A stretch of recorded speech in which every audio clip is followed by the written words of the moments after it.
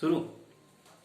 Hello, हा मी प्राध्यापक P डोळस, राज्यशास्त्र विभाग प्रमुख, महात्मा फुले महाविद्यालय वरुड. आपण आज आपल्या विभाग 2च्या सेमिस्टर 3 मधला पहिल्या युनिटमधला पुढचा भाग पाहणार आहोत. गेल्या 4-5 तासामध्ये आपण इंग्लंडच्या राज्यघटनेच्या संदर्भात माहिती पाहत आहोत आणि गेल्या मागच्या वेळेस या घटनेच्या संदर्भात माहिती पाहिली. तत्पूर्वी हे पुढचा पाठ शिकवण्याच्या अगोदर तुम्हाला एक महत्त्वाची विनंती आहे, सूचना आहे, विनंती आहे की आपल्या सर्व विद्यार्थ्यांना माहीतच आहे की नॅक कमिटीचा जो SSS स्टुडंट सॅटिस्फॅक्शन सर्वे जो नॅक बंगलोर टीमकडून सुरू आहे, ज्या ज्या विद्यार्थ्यांना ईमेल आले असेल बंगलोरकडून त्या विद्यार्थ्यांनी आपले ईमेल बॉक्स ओपन करा.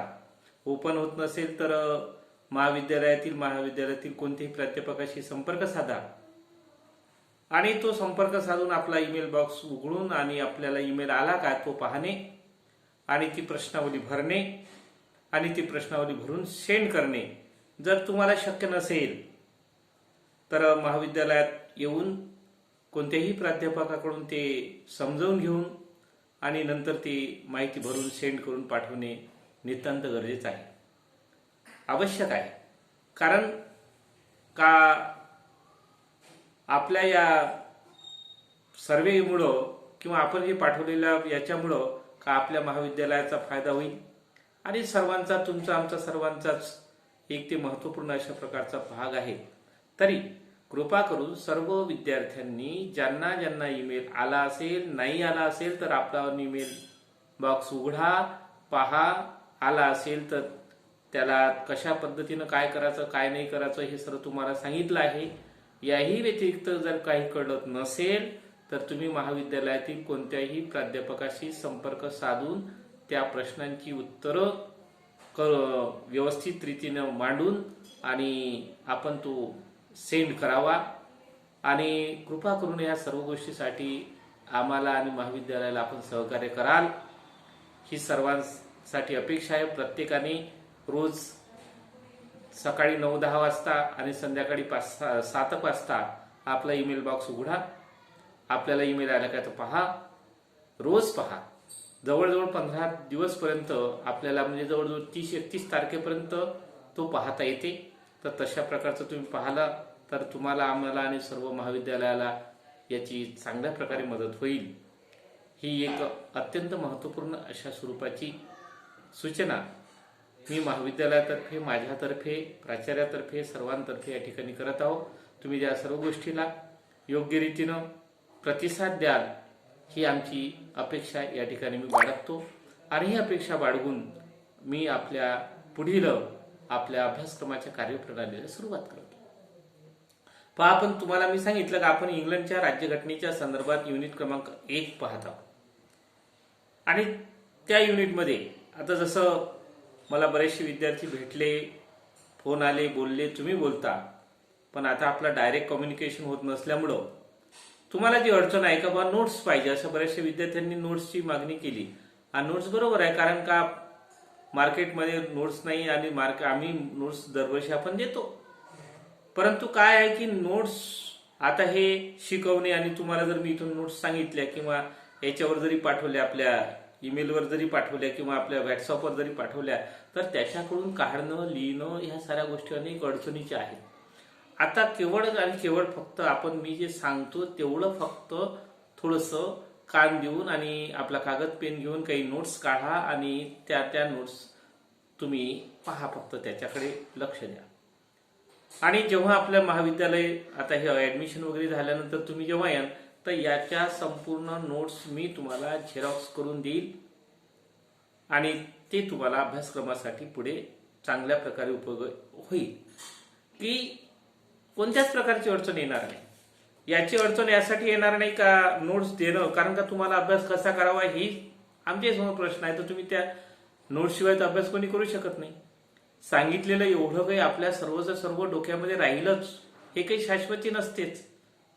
त्यामुळे या सर्व गोष्टीचा विचार करून तुम्ही नोट्सचा अजिबात विचार करू नका. केवळ आणि केवळ फक्त आता ते ऐकावं आणि कागद पेन घेऊन आपल्या काही जे पॉइंट्स असतात ते पॉइंट्स फक्त नोट डाऊन करावं, एवढीच ही अपेक्षा आहे. आता पहा की या ठिकाणी आपण इंग्लंडच्या राज्यघटनेच्या संदर्भात माहिती पाहत होतो. इंग्लंडच्या राज्यघटनेतील इंग्लंडचा राजा, राजपद, राजपदाचे अधिकार, राजा आणि राजपद यामधील फरक, या गोष्टींच्या माहितीपर्यंत आपण गेल्या मागच्या तासिकेपर्यंत या ठिकाणी पाहिलं होतं. आज आपण या ठिकाणी इंग्लंडमधील अत्यंत महत्वपूर्ण अस्तित्वात असणारा महत्वाचा प्रश्न आणि महत्वाचा घटक, प्रशासनातला केंद्रबिंदू, प्रशासनाचा मुख्य केंद्रबिंदू जो आहे तो म्हणजे पंतप्रधान. आपण पाहतो का आपल्या भारतातही पंतप्रधानाच्या पदाला किती महत्वाचं स्थान आहे.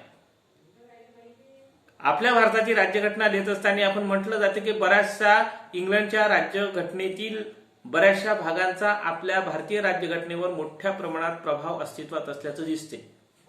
बरोबर आहे. लोकशाही शासन प्रणाली आपल्या भारतामध्ये आपण स्वीकारली आणि लोकशाही शासन प्रणालीमध्ये पंतप्रधानाचं स्थान महत्वपूर्ण असते. लोक आपण निवडून देतो आणि त्या पद्धतीने आपण भारताकडे जास्त बघणार नाही भारतातल्या गोष्टी, पण आपल्याला ज्या पाठ शिकायचं आहे, भारताचा पंतप्रधान इंग्लंडचा पंतप्रधान सेम टू सेम पोझिशन, त्यात थोडाफार अगदी फरक असेल पण जवळजवळ 90% सारख्या प्रमाणामध्ये सर्व पॉइंट्स मात्र सर्व सारखेच आहेत. कार्यपद्धतीत आपल्या आपल्या सोयीनुसार प्रत्येक माणसाची काम करण्याची पद्धती वेगवेगळी असते. त्यानुसार तो काही घटनात्मक बदल नाही, तर तो व्यक्ती परत बदल होत असतो. आता इंग्लंडच्या राज्यघटनेतील इंग्लंडच्या प्रशासकीय व्यवस्थेतील अत्यंत महत्वपूर्ण अशा स्वरूपाचा घटक म्हणजे पंतप्रधान. आज आपण या ठिकाणी पंतप्रधानाची निवड, अधिकार आणि कार्य कोणकोणती आहेत या महत्वाच्या प्रश्नांचा अभ्यास या ठिकाणी करणार. नोट डाऊन करून घ्या तुम्ही का आपण काय पाहणार आहोत. आज प्रश्न आहे हा किंवा घटक आहे पंतप्रधानाची निवड, अधिकार आणि कार्य. काय? पंतप्रधानाची निवड, अधिकार आणि कार्य काय आहे इंग्लंडच्या, त्याच्या संदर्भात माहिती पाहू. आता आपण सुरुवात करू का इंग्लंडच्या पंतप्रधानाची निवड, अधिकार आणि कार्य कशा प्रकारचा याची सुरुवात आपण करू. पंतप्रधानाचं पद हे अत्यंत महत्वपूर्ण अशा स्वरूपाचं पद आहे. इंग्लंडमध्ये राजेशाही आहे. इंग्लंडचा राजा हा नामधारी शासन प्रमुख आहे. जसा प्रमाणे भारताचा राष्ट्रपती हा भारताच्या घटनेचा आणि देशाचा प्रमुख आहे, प्रशासनाचा प्रमुख आहे, त्याचप्रमाणे इंग्लंडचा राजा सुद्धा इंग्लंडच्या राजकीय व्यवस्थेत प्रमुख आहे. आता इंग्लंडचा राजा सुद्धा नामधारी शासन प्रमुख आहे. देशाची संपूर्ण राज्यघटना, आता इंग्लंडची राज्यघटना अलिखित आहे असं म्हटलं आपण जरी असलं तरी पूर्णची पूर्ण अलिखित आहे असं नाही. लिखित कशी आहे, अलिखित कशी आहे त्याचा आपण बघितलं, आता तो आपण पाहणार नाही. पण इंग्लंडच्या राजकीय व्यवस्थेमध्ये अस्तित्वात असणारा हे पंतप्रधान, संपूर्ण प्रशासनाची व्यवस्था, पंतप्रधानाच्या राजाच्या नावानं जरी राज्यघटना असली, संपूर्ण प्रशासनाचा संपूर्ण कारभार पाहण्याची जबाबदारी असली तरी पंतप्रधान आणि त्याचं मंत्रिमंडळ हे प्रत्यक्ष रीतीनं देशाचा राज्यकारभार पाहण्याचं काम करते, भारतामध्ये करते. आणि भारतामध्ये ही संपूर्ण कार्यपद्धती त्या ठिकाणी करते. पंतप्रधानाचा पद हे अत्यंत महत्वपूर्ण, प्रशासनातला केंद्रबिंदू, देशाच्या विकासाचा केंद्रबिंदू, समाजाच्या विकासाचा केंद्रबिंदू, राष्ट्राच्या विकासाचा केंद्रबिंदू जर कोण असेल तर पंतप्रधान हा असतो. पंतप्रधान त्याचं मंत्रिमंडळ, पण पंतप्रधान त्याचं मंत्रिमंडळ जरी असलं तरी पंतप्रधान हा मंत्रिमंडळाचा नेता असतो. आणि त्यामुळं संपूर्ण पंतप्रधानाच्या भोवती संपूर्ण प्रशासनाची संपूर्ण प्रक्रिया फिरत असते.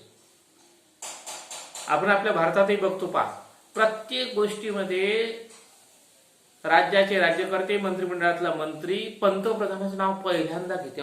ती सुरुवात आपल्या पंतप्रधानांनी जो असेल ते त्याचं नाव घेऊनच पुढचं काम बोलते, पुढची प्रशासकीय व्यवस्था बोलते. म्हणजे या ठिकाणी लोकशाही शासन व्यवस्थेच्या प्रक्रियेमध्ये पंतप्रधानाचं पद हे सर्वात महत्वाचं असतं. आणि पंतप्रधानाचं हे किती महत्वपूर्ण स्थान आहे हे जर आपण बघितलं तर इंग्लंडच्या शासन व्यवस्थेमध्ये अनेक विचारवंतांनी इंग्लंडच्या पंतप्रधानाचं जे वर्णन केलं आहे ते अनेक बाजूंनी केलं, अनेक बाबींनी केलं आहे. आता या ठिकाणी जर आपण पाहिलं, विचारवंतांनी आपापले विचार मांडत असताना पंतप्रधान पदाचं वर्णन कसं केलं. लॉर्ड मिर्लो काय म्हणतो पंतप्रधानाचं वर्णन करताना? लॉर्ड मिर्लो काय म्हणते? लॉर्ड मिर्लो म्हणतो, पंतप्रधान हा मंत्रिमंडळाची कमानीची मध्यशिळा आहे. काय म्हटलं मी? पंतप्रधान हा मंत्रिमंडळाची कमानीची मध्यशिळा आहे. कमानीची मध्यशिळा आपण बघतो, कमान तुम्ही बघितलंय, मध्यशिळा म्हणजे मध्यबिंदू आणि शिळा, त्याला अशा प्रकारे त्याचं वर्णन केलं आहे. मुरो यांच्या मते, मुरोनं काय म्हटलं पंतप्रधानाच्या बाबतीमध्ये, पंतप्रधानाच्या पदाचं वर्णन करत असताना मुरो काय म्हणतो? तर या ठिकाणी मुरोच्या मते मंत्रिमंडळ हे राज्यरूपी नावेचे सुकाणू आहे अशी कल्पना केली तर, राज्यरूपी मंत्रिमंडळ हे राज्यरूपी नावाचे सुकाणू आहे अशी जर आपण कल्पना केली तर पंतप्रधान हा सुकानधारी, जे सुकाणू चालक आहे आणि त्यांच्या भोवती सर्व ग्रहगोल फिरत असतात.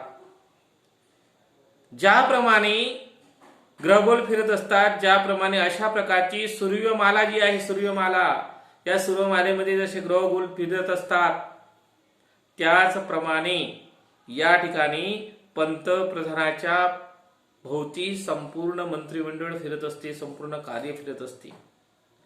म्हणजे वेगळ्या ह्या साहित्यिक उपमा झाल्या.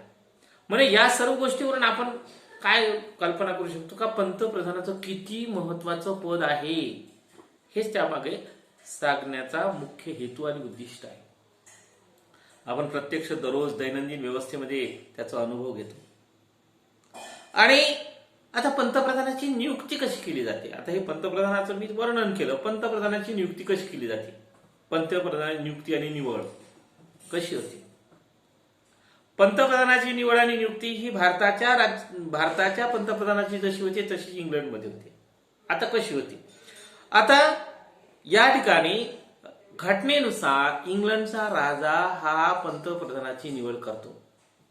ज्याप्रमाणे आपण पाहिलं का भारतीय राज्यघटनेप्रमाणे भारताचा राष्ट्रपती हा भारताच्या पंतप्रधानाची नियुक्ती करतो, निवड करतो.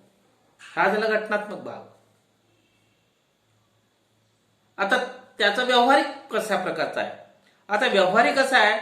देशाच्या सार्वत्रिक निवडणुकीनंतर, इंग्लंडमधील देशाच्या सार्वत्रिक निवडणुकीनंतर ज्या राजकीय पक्षाला स्पष्टपणे बहुमत प्राप्त झालं आहे पार्लमेंटमध्ये,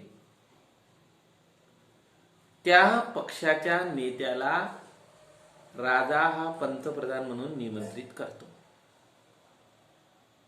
इंग्लंडमध्ये दोन पक्ष आहे, हुजूर पक्ष आणि मजूर पक्ष. हुजूर पक्ष आणि मजूर पक्ष हे दोनच राजकीय पक्ष आहे. या दोन्ही राजकीय पक्षांनी निवडणुका लढवल्या. निवडणुका लढवल्यानंतर निवडणुकीचे निकाल लागले.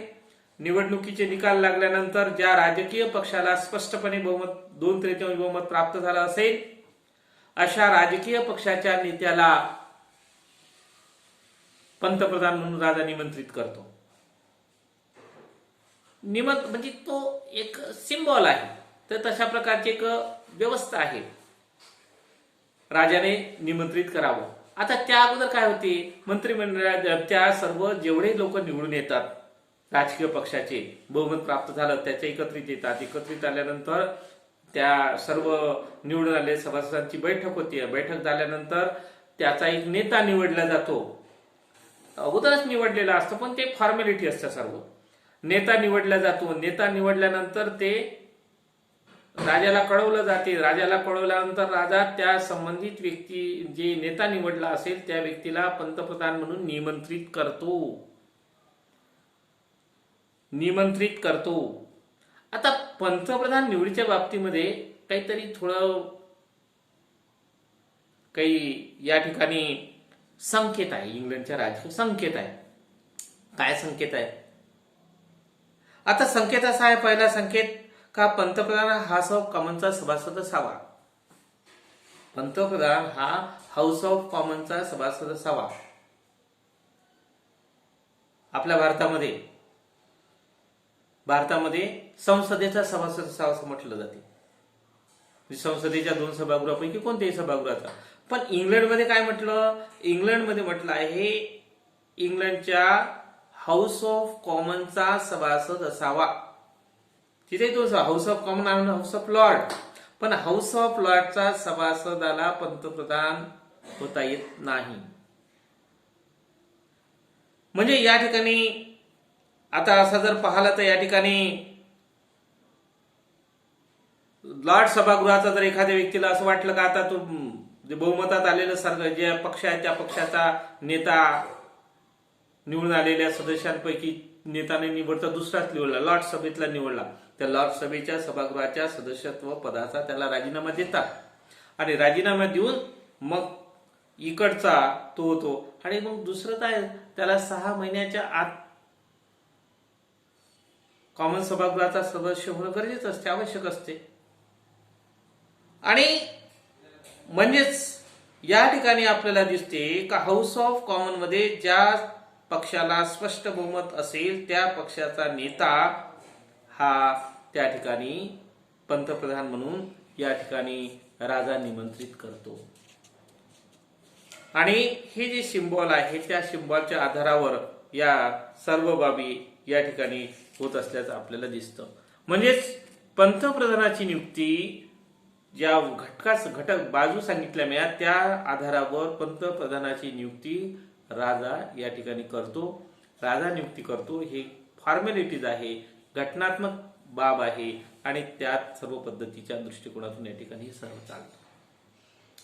आता हे झाली पंतप्रधानाची निवड. आता पंतप्रधानाचा जो कार्यकाळ, पंतप्रधानाचा काही अकस्मात मृत्यू झाला असेल सांगता येत नाही, तो भाग वेगळा आहे. तर मग दुसरा नेता निवडला जातो त्याच पक्षातला, दुसरा नेता निवडला जातो आणि दुसरा नेता निवडल्यानंतर पुन्हा राजा त्याच पद्धतीने त्या व्यक्तीची पंतप्रधान म्हणून नियुक्ती करतो.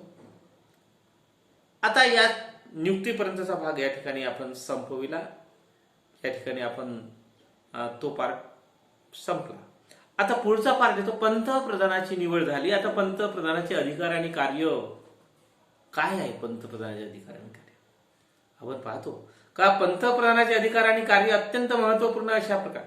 कोणत्याही पदाला महत्व कोणत्या गोष्टीमुळे प्राप्त होते? कोणत्या गोष्टीमुळे प्राप्त होते? त्या व्यक्तीला मिळालेल्या अधिकारामुळे व्यक्तीची पदाला अधिकार आहे. पंतप्रधान या पदाला अत्यंत महत्वपूर्ण अशा स्वरूपाचे अधिकार आहेत. व्यक्ती त्या पदावरून गेली का त्या व्यक्तीला काही महत्व नाही. आपण पाहतो का आपल्या भारतामध्ये डॉक्टर मनमोहन सिंग 10 वर्ष पंतप्रधान राहिले. आजही ते आहेत, आजही ते जिवंत आहेत, परंतु ते पदावर नाही. आज त्यांना महत्व आहे का? नाही.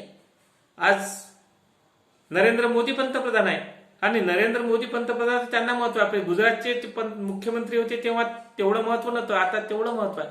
म्हणजे व्यक्तीला महत्व नसून त्या पदाला महत्व असते आणि त्या पदाला महत्व नसून त्या पदाला प्राप्त झालेले जे काही अधिकार असतात त्या अधिकारामुळे ते पद महत्वपूर्ण बनलेलं असते.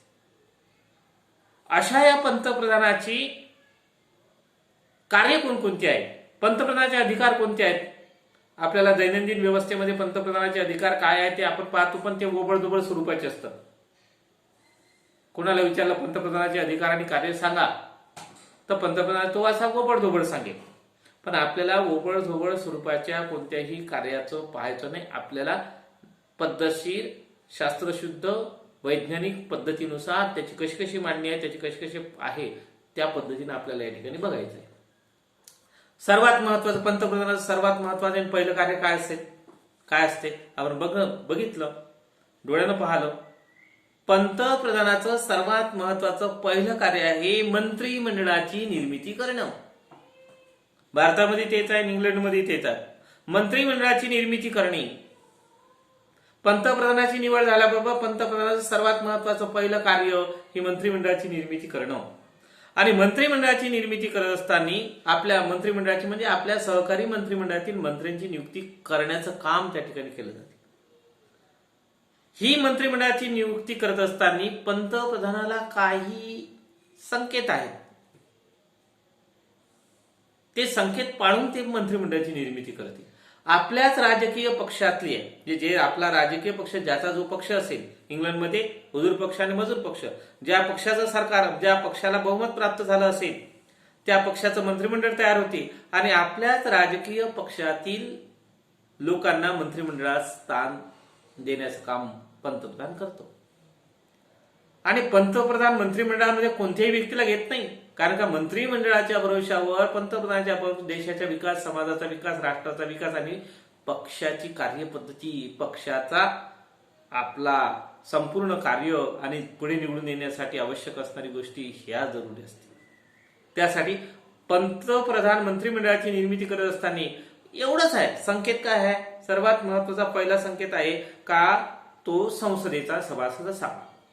संसदेचा सभासद असावा. नसणाऱ्या व्यक्तीलाही मंत्रिमंडळात घेता येते, पण 6 महिन्याच्या आत संसदेचा सभासद व्हावं लागते मंत्रिमंडळात. ती पहिली पंतप्रधान ही गोष्ट लक्षात घ्यावी लागते आणि ती असतेच. म्हणजे एखादा व्यक्ती सभासद नसेल तरी त्याला घेता येते. तो व्यक्तिमत्व चांगला आहे, खूप चांगला काम करणारा आहे, अर्थतज्ञ आहे, अनेक प्रकारच्या त्याच्यामध्ये जर कार्यगुण चांगल्या प्रकारचे असेल तर त्या व्यक्तीला पंतप्रधान मंत्रिमंडळात घेतो. घेतल्यानंतर त्याला 6 महिन्याच्या आत आपल्या मंत्रिमंडळात त्याला संसदेचा सभासद व्हावं लागतं. दुसरी महत्वाची गोष्ट, आपल्याच राजकीय पक्षातील अनेक जाती धर्माच्या लोकांनाही मंत्रिमंडळात स्थान देणं गरजेचं असते. तिसरा महत्वाचा भाग, अनेक विभागांना मंत्रिमंडळात स्थान देणं. विभाग, देशाचे जे राज्य आहे, छोटे छोटे जे काही असेल इंग्लंडमध्ये, त्या सर्व विभागाला, त्या सर्व भौगोलिक विभागांना मंत्रिमंडळात स्थान मिळणं गरजेचं असते. त्याचाही समतोल राखावा लागतो, जाती व्यवस्थेचाही समतोल राखावा लागतो. सर्व गोष्टीचा समतोल राखून पंतप्रधानाला आपलं मंत्रिमंडळ तयार करावं लागते. आणि पंतप्रधान निर्मितीचं कार्य हे एक अवघड कार्य असते, सोपं काम नाही. मंत्रिमंडळाची निर्मिती करणं काय सोपं आहे बा, कठीण काय काम आहे. आता तुम्ही आपल्या महाराष्ट्राचा जर विभाग पाहिलं, महाराष्ट्रात सरकार तयार झालं, तुमच्या समोर ताजं उदाहरण आहे. आणि मंत्रिमंडळाची निर्मिती करत असताना किती कठीण गेलं, करता आलं. सभासद तर भरपूर होते, मग कोणालाही करता आलं असतं, पण तसं करता येत नाही ना. मंत्रिमंडळाची निर्मिती करणे हे पंतप्रधानाचं सर्वात अवघड कार्य, कारण का या सर्व गोष्टी लक्षात घेऊन त्याला मंत्रिमंडळ तयार करावं लागतं. दुसरं कार्य कोणतं आहे? दुसरं कार्य असं आहे का मंत्रिमंडळातील फेरबदल करण्याचा अधिकार. फेरबदल आपण पाहतो, मंत्रिमंडळात कोणाला घ्यायचं कोणाला नाही घ्यायचं पंतप्रधान ठरवतो. दुसरा महत्वाचा अधिकार आहे मंत्रिमंडळात फेरबदल करण्याचा अधिकार. आपण ऐकतो 1 वर्ष झालं मंत्रिमंडळाचं काम कशा प्रकारचं आहे, ज्या मंत्र्याचं काम चांगलं नसेल त्या मंत्र्याला खातं बदलते, त्याचं खातं बदलून टाकते. कोणाचा गृहमंत्री असेल तर परराष्ट्र मंत्री करते, परराष्ट्र मंत्र्याचा गृहमंत्री करते, संरक्षण मंत्री. हे काय आहे ते पंतप्रधानावर अवलंबून आहे. कोणाला त्याच्या कामाचं मूल्यमापन करून त्या व्यक्तीच्या खात्यामध्ये परिवर्तन करते, कोणाला काढूनही टाकते, मंत्रिमंडळातून काढून टाकते. परिवर्तन करणे, काढून टाकणे हे सर्व काम पंतप्रधानाचं असते, पंतप्रधान करतो.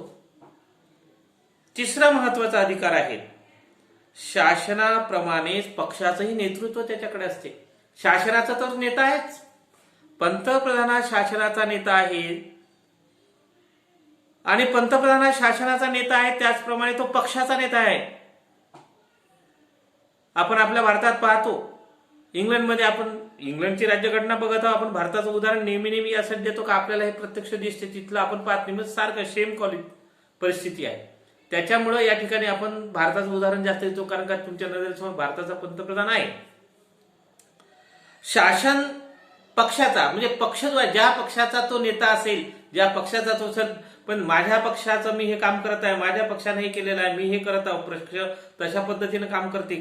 या सर्व कारण का पुढील येणाऱ्या निवडणुकीत आपलाच राजकीय पक्ष, कारण त्या पक्षाच्या नेतृत्व त्याला करावं लागते. आणि आपल्या भारतात आपण बघतो, भारतातल्या दोन्ही निवडणुकीत पंतप्रधान पदाचा उमेदवार कोण आहे, त्याचं नेतृत्व कोणाचं आहे हे डिक्लेअर केलं, आणि मग त्याच्या नावाखाली आता दोन्ही भारतीय जनता पक्षाचं भारतामध्ये जे सरकार आहे, त्या भारतीय जनता पक्षाच्या सरकारमध्ये नेत्याच्या भरोशावर म्हणजे पंतप्रधान नरेंद्र मोदीच्या भरोशावर पुन्हा राजकीय पक्ष निवडून आला, केवळ आणि केवळ म्हणजे त्या व्यक्तीच्या नेतृत्वावर. आपण भारताचं उदाहरण मुद्दामून देऊन राहिलो. तसंच इंग्लंडमध्ये, कारण का त्याला आपला पक्ष मजबूत करणं गरजेचं असते. दुसऱ्या पक्षातलं पळापळी करणं, तिकडचे आपल्या पक्षात आणणे, आपल्या पक्षातले दुसऱ्या पक्षात गेले नाही पाहिजे याची जबाबदारी, याची कार्यपद्धती पाहणं, नाही तर दुसऱ्याच्या पक्षातले आपल्या पक्षात आणायचे आणि आपल्या पक्षातले इकडे भगदाड पडलं तरी चालते असं नाही. आपल्याही पक्षाला टिकवून ठेवणे, दुसऱ्याच्या पक्षातले आपल्या पक्षात कसे येईल, आपला पक्ष कसा वाढेल, कसा मोठा होईल आणि पुढील निवडणुकीमध्ये जनता आपल्याला कसं मतदान करेल, या सर्व गोष्टीचं म्हणजे पक्षाचं नेतृत्व करण्याची जबाबदारी ही सुद्धा पंतप्रधानाचीच असते. नियुक्तीविषयक कार्य, चौथं महत्वाचं कार्य नियुक्ती. देशातल्या सर्वच्या सर्व महत्वपूर्ण अशा स्वरूपाच्या पदावर नियुक्ती करण्याचा अधिकार पंतप्रधानाचा असतो. घटनेनुसार इंग्लंडमध्ये राजा करतो आणि भारतात राष्ट्रपती करतो, पण पंतप्रधान आणि त्याच्या मंत्रिमंडळाने शिफारस केलेल्या व्यक्तींचीच नियुक्ती केली जाते. लष्कर प्रमुख असेल, उदाहरणार्थ सांगितलं, लष्कर प्रमुखाची करायची आहे, परराष्ट्रात पाठवायचे राजदूत, जगात त्या देशाचे, जगातल्या सर्व देशांमध्ये राजदूत पाठवले जातात, त्या राजदूताची नियुक्ती करण्याचा अधिकार, त्याच्या नावाची शिफारस करण्याचा अधिकार पंतप्रधानाला असतो. आणि पंतप्रधान ज्या नावाची शिफारस करते त्याच्यावर सही करते आणि त्याची नियुक्ती होते. असं मी फक्त एक दोन तुम्हाला उदाहरणं सांगितले. म्हणजे सैन्य दलातले सैन्य प्रमुख, परराष्ट्राचे राजदूत, अशा अनेक ज्या महत्वपूर्ण अशा स्वरूपाच्या ज्या सर्व नियुक्त्या असतात प्रशासकीय, त्या सर्व नियुक्त्या पंतप्रधानाच्या नेतृत्वाखाली, पंतप्रधानाच्या त्याच्या मंत्रिमंडळाच्या नेतृत्वाखाली केल्या जाते. पाचवं महत्वाचं कार्य आहे का शासकीय धोरणाच्या निर्मितीचे कार्य. शासकीय धोरण, कारण देशाचा विकास, समाजाचा विकास, जनतेचा विकास साधण्यासाठी प्रशासनाचे काहीतरी ठोस असे धोरण असले पाहिजे. आम्ही काय करणार आहोत, प्लॅनिंग, 5 वर्षाचं प्लॅनिंग, 2 वर्षाचं प्लॅनिंग, 1 वर्षाचं प्लॅनिंग, 6 महिन्याचं प्लॅनिंग, हे प्लॅनिंग जर असेल आणि ते ध्येयधोरण ठरावं लागते.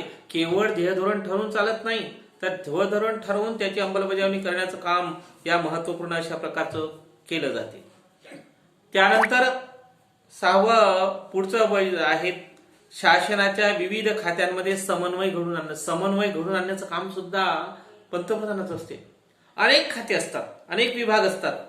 आता रेल्वे मंत्रालय, उदाहरणार्थ रेल्वे मंत्रालयाला एखाद्या भागात रेल्वेचे रूळ टाकायचं आहे, तर त्यासाठी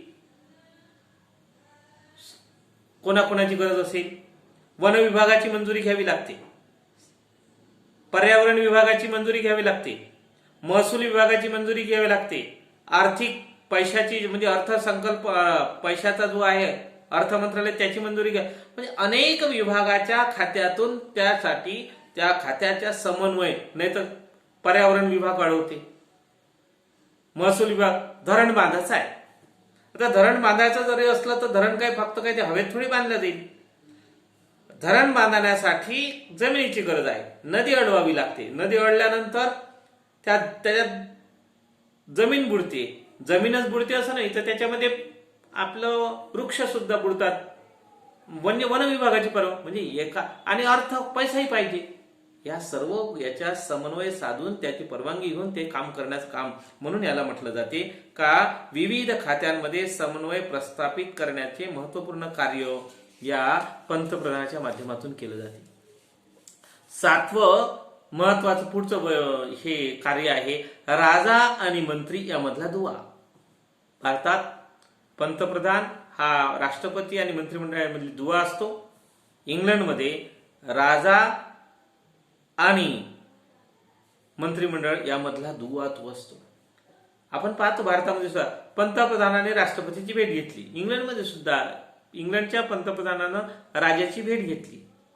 म्हणजे देशात काय चालू आहे, काय निर्णय घेतला याची माहिती राजाला सांगणे, राजानं जे संदेश पाठवला असतो तो मंत्रिमंडळापर्यंत पोहोचवणे, हे महत्वपूर्ण कार्य त्यांच्या माध्यमातून केलं जाते.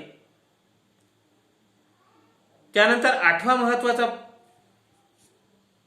या कार्य आहे तो जनतेचा नेता असतो. लीडर, जनतेचा नेता, आपला नेता, तुमचा आमचा नेता.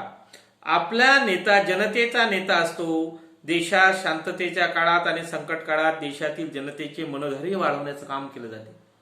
आज आपण पाहतो कोरोना आहे, संकट काळ आहे.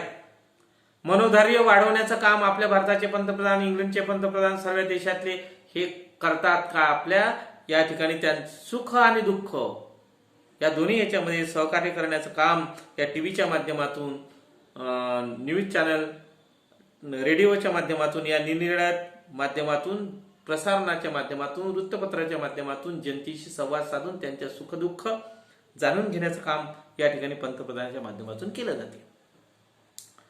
9वा महत्वाचा शेवटचा घटक आहे आंतरराष्ट्रीय क्षेत्रातील महत्वपूर्ण कार्य. आंतरराष्ट्रीय क्षेत्र, इंटरनॅशनल लेवलवर आंतरराष्ट्रीय इंटरनॅशनल रिलेशन आपण पाहतो. आपल्या भारतामध्ये भारत आहे, चीन आहे, आपल्या बांगलादेश आहे, नेपाळ आहे, पाकिस्तान आहे, इंग्लंड आहे, अमेरिका आहे, रशिया आहे. हे जे देश आहे, इंग्लंडच्या पंतप्रधानाला सुद्धा जगातले सर्व देश जे आहे या सर्व देशात आपल्या आंतरराष्ट्रीय क्षेत्रामध्ये राष्ट्रकुल देशांच्या परिषदेत पंतप्रधानाचं व्यक्तिमत्व फार महत्वाचं असते. राष्ट्रकुल परिषदा होतात, निरनिराळ्या देशाच्या परिषदा होतात. आपण पाहतो आपले देशाचे पंतप्रधान अनेक देशाच्या राष्ट्रकुल परिषदेमध्ये सहभागी होतात आणि तिथं आपली आपली बाजू मांडतात. इंग्लंडचाही पंतप्रधान तशाच प्रकारचे मांडतो. जगातल्या सर्व देशाचे पंतप्रधान त्या ठिकाणी, राष्ट्राध्यक्ष त्या ठिकाणी येतात, आपल्या देशाची बाजू मांडतात आणि सर्व प्रमुखांशी संपर्क साधतात आणि आपल्या देशाच्या विकासाच्या दृष्टिकोनातून महत्वपूर्ण अशा प्रकारची कार्य करतात. तर या सर्व महत्वाच्या जवळजवळ 8-9 आपण या ठिकाणी कार्य पाहिली पंतप्रधानाची. या सर्व बाबीवरून आपल्याला लक्षात येते का भारताच्या पंतप्रधानाची